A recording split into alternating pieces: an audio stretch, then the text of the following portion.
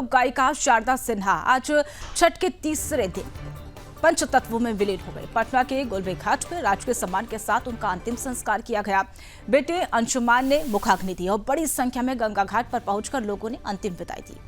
उनके अंतिम दर्शन के लिए लोगों का हुजूम उमड़ पड़ा और एक और गंगा घाट पर जहां शारदा सिन्हा जी का अंतिम संस्कार किया जा रहा था, वहीं दूसरे छठ के मौके पर आज गंगा किनारे घाटों पर उन्हीं के गीत गूंज रहे थे।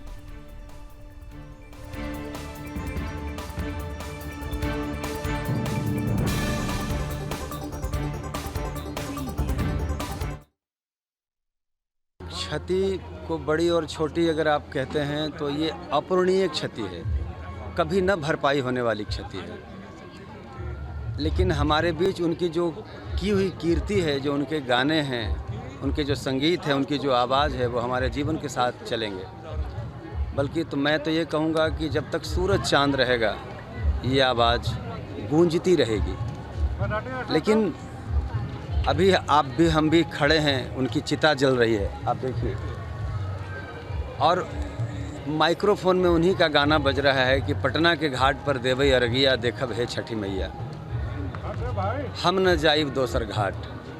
आज उसी घाट पे वही छठ के दिन पंचतत्व में विलीन हो रही हैं। देखिए, हम लोग इसको एक दैवी साजिश मानने, कॉस्मिक कॉन्स्पिरेसी है कि जो पूरे जीवन छठ को स्वर देती रही, छठ के समय ही उनका निर्वाण हो रहा है। और देखिए, आपके पीछे गीत जो बज रहा है कि हमू चढ़ायब अरगिया पटना के घाट पर, हम न जायब दोसर घाट।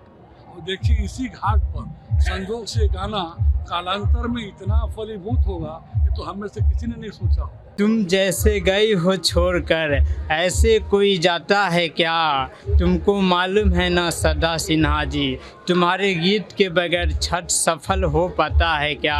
तुम्हारे इंतकाल से गम में है बिहार, सबको मुस्कुराने की वजह दे के तू खुद ही जिंदगी की जंग हार गई। अब समझ में आया तू कितना बड़ा थी कलाकार। मैं कवि हूँ मगर समझ में नहीं आता किन शब्दों से तेरी गुणगान करूँ।